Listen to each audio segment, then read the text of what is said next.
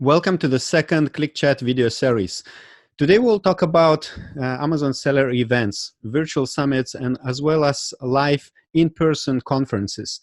My name is Augustas and I'm the founder of Orange Klik. I do organize events for Amazon sellers. In 2.5 years of period, I have created 6 virtual summits and attracted thousands of listeners online to watch almost 150 different videos with Amazon experts. In 2019, I started to create live events, in-person conferences. One was in Europe, in Prague. It was called European Seller Conference, Seller Fest Israel, Seller Fest Lithuania, and one more conference in Amsterdam, which is called PPC Congress. All happening in 2019 and all physical events. And together with my friends, we will chat about the experiences from the organizer and the attendee perspective in these types of events.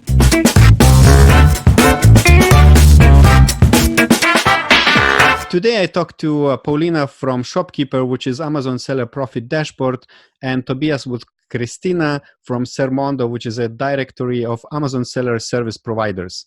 So, Paulina, could you please share your experience attending different Amazon seller events? Well, first of all, I'm an Amazon seller since the gold rush of 2014, also founder of Shopkeeper.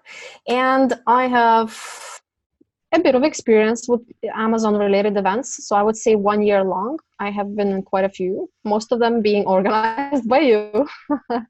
So that summarizes it. But I have been to many other conferences that are not related to Amazon. So I do have a lot of experience, event-related experience that I can share. And Christina? Hi guys, I'm Christina. I work with Tobias at Sermondo.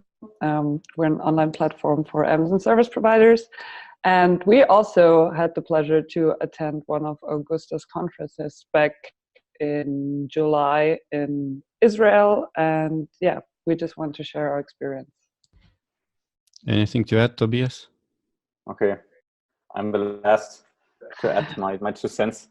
Yeah, Christina introduced me already, but I also want to add that selling on Amazon myself for more than 6 years, I also attended some events, and I think it's also interesting maybe for some sellers to give some practical advice on how to make the best out of attending events, and how to really squeeze the most out of it. So I think it will be an interesting discussion because we can compare both views from the view of a seller who is there to network with maybe service providers, but also like fellow sellers, and also from the point of view from the host who maybe has the best overview of what's happening during such an events, and you who also Augustas, I'm sure you really feel who are the people who get the most value out of it, who are the people who are connecting at these events. Okay, so let's start with the difference of offline and online events. So online event, virtual summit, which I did in the past, the idea was that I make, let's say, 30 interviews with different experts. It's a pre-recorded videos, which are published in certain dates. And it's advertised as a free event, and people can watch everything for free for a limited time, and then they can purchase the recordings if they want to watch them at their own time. And basically during these kind of events, I could attract between 1,500 to 3,000 attendees. Well, basically I got this amount of email addresses. And when I do live events, I get, at the moment, my events were with about 170 people. And but from my organizer's perspective, I can see that in-person event is much more powerful in energy. People are much, let's say, 10 times at least more excited to talk about the live event. And when they come, I think they get much more benefit for themselves than attending online event, because online event is basically one directional. In my case, I never had kind of a community or Facebook group. People were just getting information from different experts, but they were not able to meet each other. So what are your That's maybe a good point. You said it's way more like valuable for them. Maybe you mean in terms of energy, in terms of motivation. I think we could just start off and compare maybe different factors that are part of these events. One thing is knowledge, of course, and learning, for example, the industry news, new methods, etc. But the other thing is maybe like motivation, this feeling of being part of a community, and this feeling that helps you like stick to it and still feel like that it's valuable to keep selling on Amazon. So what is your opinion? What is like more powerful, and what's more important? Visiting events to learn new things, or to stay motivated and like stay energetic about it? When people meet each other in person, they are getting each other's kind of motivation or any other kind of energy. Ladies? You know, when I'm a seller, I would say that like this. So I have attended virtual summits and real conferences as well. In both, when you're a beginner, in both you go for learning, right? Because you don't know all the seller, then you look at these live events differently, right? You maybe take the value from networking more than the actual, presentations and the content in there. But when you're a new seller, and I'm assuming most attendees would be sort of in beginning stages, still learning, still interested to learn. So virtual summit, you can learn, but there is no, you can skip the video or you can go to eat somewhere. Now in the conference, you're actually forced physically to sit in your chair unless you are rude enough to stand in another 10 people and leave, So you actually put yourself in a situation when you're forced to learn. And this is, first of all, great because you dedicate the whole day for learning. The second thing I would like to say that I never take notes when I watch virtual summits or videos, online. You just watch them as any other YouTube video. You don't really respect it as much. You don't feel like you have invested anything at all much. Even if you paid for the virtual summit, I don't feel like you have invested that much into it that you feel like, okay, I have to make notes and be so organized. But once you're at the conference and everyone around you is sort of taking notes, and you feel like a student who's being, comparing yourself to all the others, well, everybody's taking notes and taking pictures. Oh, this guy took a picture of that slide. I may take a picture too. You're just in that student kind of You're in a different environment. You're not at home where you have like many other things that you could do and you'll be distracted. Exactly. That's what I would say too. What do you think, Christina? I also want to add another point, because there are not only the speakers and other sellers at real life conferences, but also a lot of service providers who are the sponsors, right? So what you can benefit from when you go to those real life events is that you can connect with other businesses you may work with. Like maybe there's a logistics firm, a freight forwarder, a product photographer. So you can really get there, meet them in person, and establish real business relationships. Especially if you plan on expanding your business and selling worldwide, I think it's goal to meet service providers who can like support you in that, and to actually meet businesses that are good at what they're doing and that are located in the market where you plan on selling in. And this is something that I think virtual summits are lacking. I mean, there are sponsors as well, but you don't really can connect with them on a personal level. It's so true, because for example, the app that you may find online, you will never even see the face behind it. Like at the events, you get a chance to very often meet the founder of it, or co-founder or so on. So you actually get the first-hand demo. Usually they have like a big screen with a demo if it's a software, and the founder himself is telling you. So like it's completely different experience than just going to sign up for something you Googled up, or, you will not even feel sure whether you want to commit, or, it's so different when you get that personal component over there. But here we come with a question of the cost. Usually it requires you quite a lot of investment. So let's talk if it's worth the investment. If it's an online event, of course, this online things, maybe it's not like hard to compare to the real events, because online you just get information, these videos, and then you can invest a small amount to get lifetime access to all the recordings. With real events, if they are not happening in your local city, besides the ticket price, which is of course made so that the organizer is also making a profit on the project, you also have to probably pay for the traveling and accommodation. I think that again really depends on the stage that you're in. because I've seen many sellers who are like starting out to sell, and who didn't yet like do the first move, who did not launch their first product. And in these cases, obviously, they do not have any revenue. For them, it's a huge investment, because if you do not have any revenue yet, no income, and you have to travel somewhere and you have to stay at some place somewhere, I think then you have to like reduce these costs, especially since I saw many people who attended a few events already. I've met people like repeatedly at some events who went, for example, 5 events in a row within a few months, and who still did not yet started selling. So I think, again, this really depends on the stage of the sellers are in. And if you're a little bit more advanced, and if like your business can already pay for attending the event, then it's a completely different equation. If it really makes sense for you to invest into this trip. Actually, you reminded me in my European Seller Conference in Prague, I had 2 ladies which were buying my VIP ticket, and VIP ticket included VIP dinner with all the speakers and some additional features during the event. But they were, I think, just beginners. I'm not sure they were even selling on Amazon. So basically, there are people who maybe have some funds to invest, but they're just going all in. And these ladies, I remember, they were very happy, because during already at the VIP dinner, which was one night before the conference, one of them came to me and she said, "Oh, wow, like I was chatting with this guy 1 or 2 hours, and like I got basically all the Amazon course for me, because she was chatting with a really experienced seller or maybe speaker." So... But then she was happy to find someone who was willing to share all his experience without receiving anything in return. Yeah. Because that's always a complicated thing, I guess, for sellers who are experienced and who talk to like completely noobs, because obviously like they cannot deliver anything in return, and so it's quite uncomfortable sometimes for them to like stick to these conversations.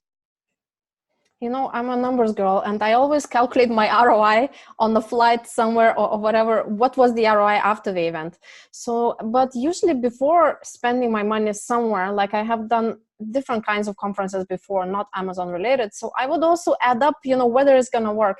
And to tell you honestly, calculating ROI is not so straightforward for the event. You know, for example, you may learn some tip from like Kevin King's presentation that you will implement that will give you an extra 200,000 in revenue. You know, you can't really calculate that very well. And plus you're gonna get to shake hands with these people, and maybe you will ask for personal advice. You have some burning issue in your Amazon business, and that person, it will be like your one-on-one mastermind. Even for 10 minutes with that person that you get, you know, you get a chance on how expensive that can be, you know, just like $500 an hour for that person to just chat on Clarity FM, you know, or something. And then you can make partnerships with different people, you know, and then make friends. And how can you ever put a number on making new friends, you know? And once you are there in a live event, you know, at home you feel like I'm alone working on this business. The whole family doesn't understand me. I'm so lonely, you know, whatever I tell, nobody knows what I'm doing. Nobody understands the things I'm in. But there you go to event, you feel like, oh my God, I'm at home, you know, everybody is one of me. It's like you feel, and you cannot put a price on that. So I think that investment is not so big. Let's say the price of the conference is about $600, so euros, and then flight, if you're in Europe, another 300, and another 300 for hotel. So it's 1,300, you know. Average salaries go about 3,000-4,000, I guess, when you're in a job, right? So, you know, it's just like a decision to invest in something, and it's not even the whole month's salary. It's not that much when you think about it. So it's really, really worth it, in my opinion, you know, because you get so much more than just that exact ROI, you know, what you are going to do. I totally agree with Paul. I think you can really put a ROI tag on the connections you make on these conferences, but they're so valuable, and you can never know when you will need them in life.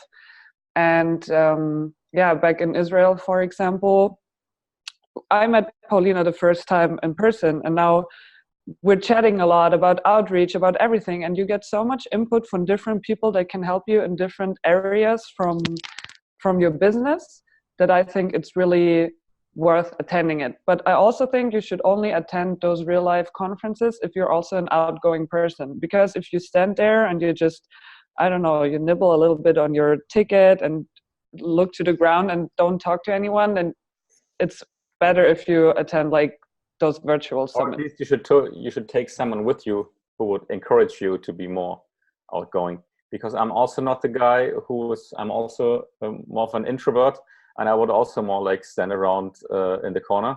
That's why I took Christina with me to break the ice in the conversation. And yeah, this also really helps. Or at least you can just attend the events, and then there you can connect to someone who is also maybe participating in the event alone, and then you can team up with them. And I think this would be a good point to start, like maybe summarizing the advice that we can give to sellers. Like, what would be our most important tips, like practical advice for sellers, how to make the best out of it when they attend an event. And I could start off with maybe encouraging them to see if there is someone who is at a very similar stage of their seller career. For example, an advanced seller, because in these cases it's really, really valuable to find someone who you can team up with and who you can share all your struggles with, and who has really like an own interest of listening what you're doing. And then maybe yes, it's just a good thing if you have someone to support each other, because one thing that actually very few people talk about, that at the end of the day you're all competitors in this market.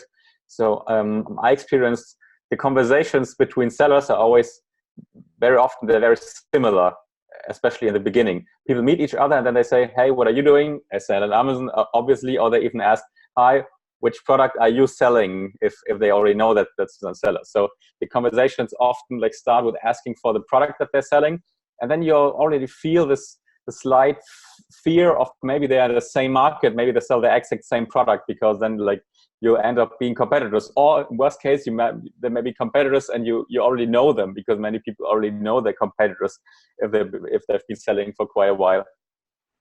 So that would be like my single most important advice, to really find if there's someone who is in a similar situation like you. I'd say it's low likelihood to meet a direct competitor. Even though they could sell leather bags, like I'm selling leather bags, they probably not always going to be selling exact leather bags that I'm selling. You know, I'm in a more specific niche. So it's very rare to meet one-on-one someone who is exact your product competitor, you know. So yeah, I would say it's always beneficial to connect with other sellers, especially on a little bit higher level than you are, so that you could learn from them.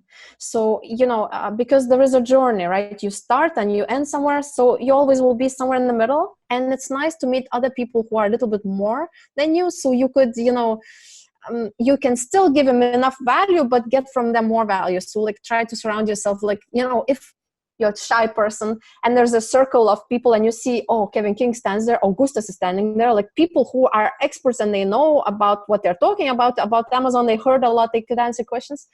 If you're too shy to talk to them, well, just go there and just stand there, basically. Just stand, do nothing. You will see magic happens. At some point, conversation sort of drifts down and they start like making eye contact with you, you know?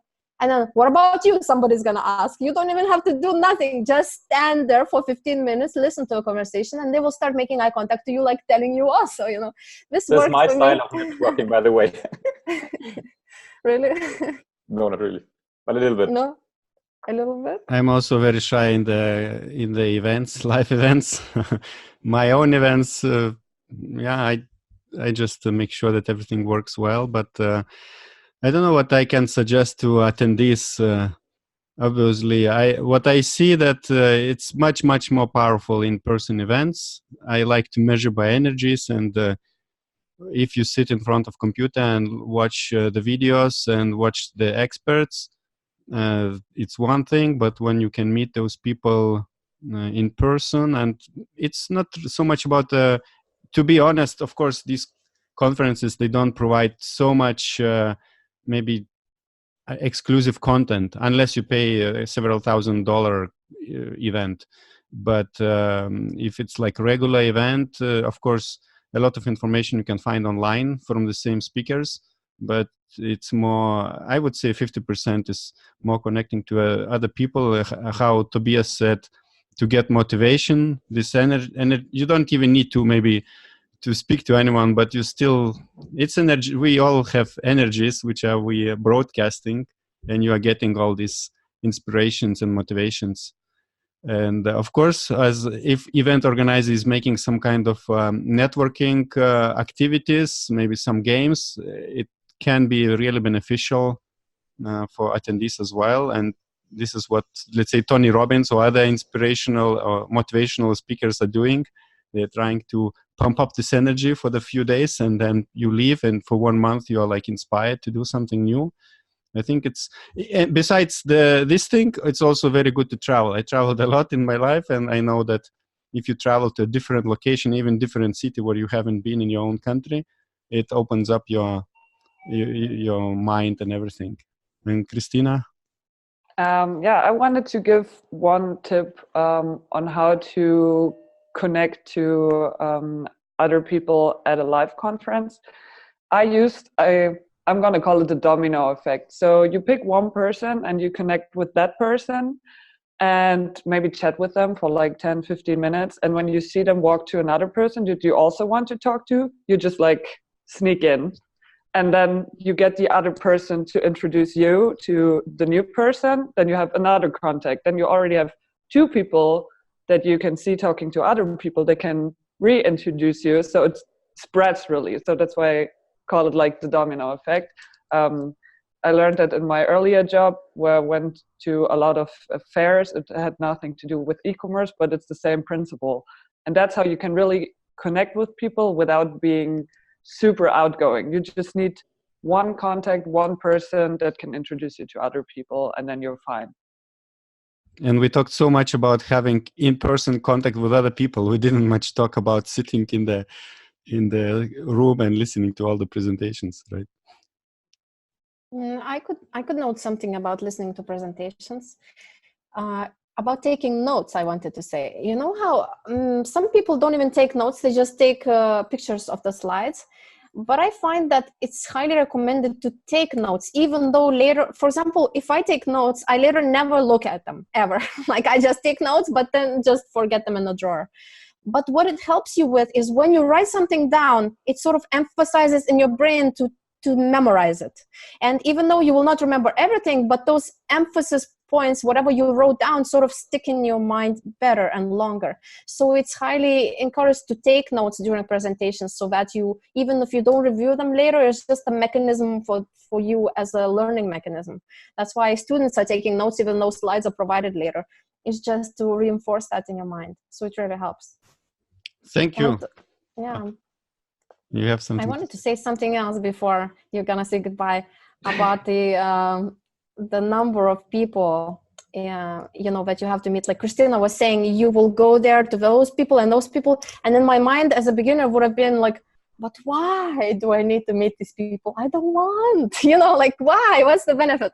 So you always have to think, not to think about that benefit. You will find it as it goes with the flow. You'll just introduce yourself, and from the conversation the benefits grow. You don't have to like go with agenda. If you go with agenda, they very quickly figure you out, you know.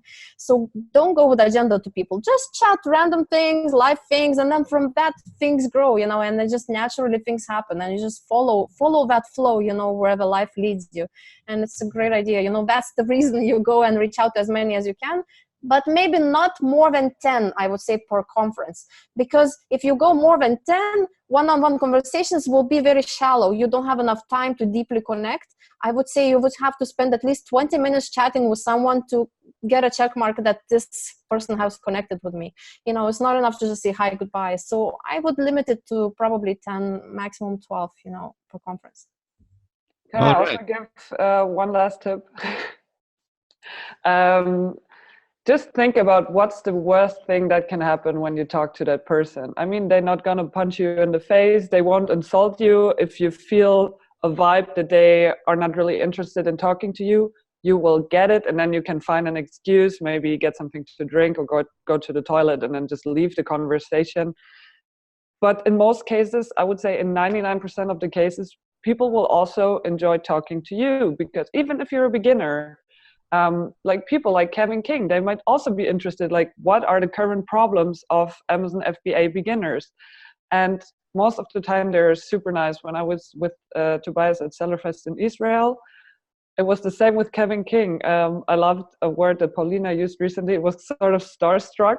So I was standing there and I was like, oh my God, he's like famous in the industry. How can I talk to him? And then I just went there and was like, hey, that was a nice presentation. And then we just started chatting, you know, he's just a person. He's a human being, a pretty nice one. And there's basically nothing that can happen to you. Kevin King will be pleased to listen to this video.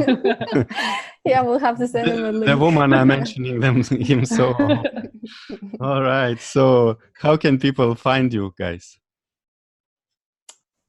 So me, I can be found at shopkeeper.com. You can just email me, paulina@shopkeeper.com. That's the best way to contact me. And what are the upcoming events where you will be speaking? So yeah, I'm gonna go to Global Sources Summit and Cross-Border Summit in China. And yeah, there is a few more on my list, but that's the first one in October. That's going to be happening soon. Okay. So we'll see you guys there at the conference, and we'll do the standing and waiting for your turn to talk. Christina, how can people get in touch with you and why? The best way would be to contact support@sermondo.com, because chances are higher that either Toby or I will respond, even though it's going to be me 90% of the times. Or you can also find me on LinkedIn, pretty active there, or Facebook. I'm basically on all platforms. Just reach out. Do you want to share? If you want to reach out to me, you can simply contact Christina@sermondo.com. And maybe you're lucky and she won't stop nagging me until I reply to you. Okay, perfect. Bye bye. Good luck in your business, guys. Bye. See you next time.